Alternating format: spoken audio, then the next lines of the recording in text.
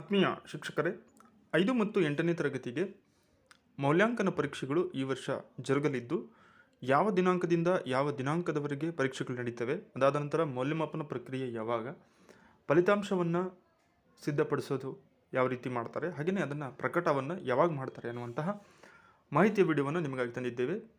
ದಯವಿಟ್ಟು ಈ ವಿಡಿಯೋವನ್ನು ಕೊನೆಯವರೆಗೂ ವೀಕ್ಷಿಸಿ. ಪ್ರಸ್ತುತ 2022-23ನೇ ಸಾಲಿನ ಶೈಕ್ಷಣಿಕ ವರ್ಷವು 10-4-2023ಕ್ಕೆ ಅಂತ್ಯವಾಗುವುದರಿಂದ, ಅಂದರೆ ಏಪ್ರಿಲ್ 10, 2023ಕ್ಕೆ ಅಂತ್ಯವಾಗುವುದರಿಂದ ಈ ಕೆಳಕಂಡಂತೆ ತಾತ್ಕಾಲಿಕ ವೇಳಾಪಟ್ಟಿಯನ್ನು ನಿಗದಿಪಡಿಸಿದೆ. ಹಾಗೆಯೇ ಅಂತಿಮ ವೇಳಾಪಟ್ಟಿಯನ್ನು KSEAB ಯವರು ಪ್ರಕಟಿಸುವುದು.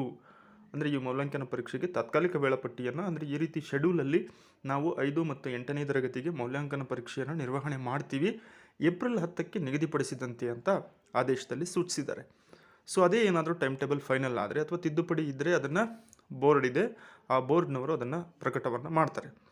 ಇನ್ನು ಪ್ರಸ್ತುತ ಪ್ರಕಟಿಸಿರುವಂಥ ತಾತ್ಕಾಲಿಕ ವೇಳಾಪಟ್ಟಿಯಲ್ಲಿ ಪರೀಕ್ಷೆಯನ್ನು ಯಾವಾಗ ಮಾಡ್ತಾರೆ? ಪರೀಕ್ಷೆ ಬಂದು ದಿನಾಂಕ 9-3-2023ರಿಂದ 17-3-2023ರವರೆಗೆ ಪರೀಕ್ಷಾ ದಿನಾಂಕವನ್ನು ಕೊಟ್ಟಿದ್ದಾರೆ. ಇನ್ನೊಮ್ಮೆ ಹೇಳೋದಾದರೆ ಮಾರ್ಚ್ 9ರಿಂದ ಮಾರ್ಚ್ 17, 2023ರವರೆಗೆ ಈ ವರ್ಷದ SA2 ಆಧಾರಿತ 5 ಮತ್ತು 8ನೇ ತರಗತಿಯ ಮೌಲ್ಯಾಂಕನ ಪರೀಕ್ಷೆಗಳು ಸದರಿ ದಿನಾಂಕದ ವೇಳಾಪಟ್ಟಿಗಳಲ್ಲಿ ಜರುಗಲಿವೆ.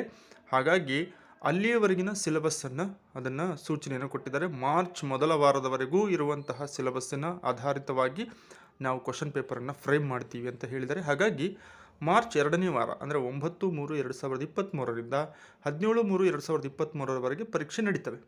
ಹಾಗೆಯೇ ಮೌಲ್ಯಮಾಪನ ನಿರ್ವಹಣೆ ಹೇಗಾಗುತ್ತೆ, ಮೌಲ್ಯಮಾಪನವನ್ನು ಯಾವ ರೀತಿ ಮಾಡ್ತಾರೆ ಅಂತೇಳಿ ನೋಡೋದಾದರೆ, ಮೌಲ್ಯಮಾಪನ ದಿನಾಂಕ 21-3, ಅಂದರೆ ಅದೇ ತಿಂಗಳ ದಿನಾಂಕ 21-3-2023ರಿಂದ 28-3-2023ರವರೆಗೆ ಮೌಲ್ಯಮಾಪನ ಪ್ರಕ್ರಿಯೆ ನಡೆಯುತ್ತೆ. ಮೌಲ್ಯಮಾಪನ ಪ್ರಕ್ರಿಯೆ ಹೇಗೆ ನಡೆಯುತ್ತೆ ಅಂತೇಳಿ ಮುಂದಿನ ಆದೇಶ ಅಥವಾ ಮುಂದಿನ ವಿಡಿಯೋದಲ್ಲಿ ನೋಡೋಣಂತೆ. ಸೊ ಇದೆಲ್ಲ 21ರಿಂದ 28ರವರೆಗೆ ಮೌಲ್ಯಮಾಪನ ಆದಮೇಲೆ ಫಲಿತಾಂಶವನ್ನು ಸಿದ್ಧಪಡಿಸೋದು ದಿನಾಂಕವನ್ನು ಕೊಟ್ಬಿಟ್ಟಿದ್ದಾರೆ. 31-3-2023ರಿಂದ 5-4-2023ರವರೆಗೆ ಫಲಿತಾಂಶವನ್ನು ಸಿದ್ಧಪಡಿಸ್ತಾರೆ. ಮಕ್ಕಳ ಉತ್ತರ ಪತ್ರಿಕೆಗಳ ಮೌಲ್ಯಮಾಪನ ಪ್ರಕ್ರಿಯೆ ಮುಗಿದ ನಂತರ. ಇದಾದ ನಂತರ ಫಲಿತಾಂಶ ಪ್ರಕಟಣೆ ಆಗುತ್ತೆ.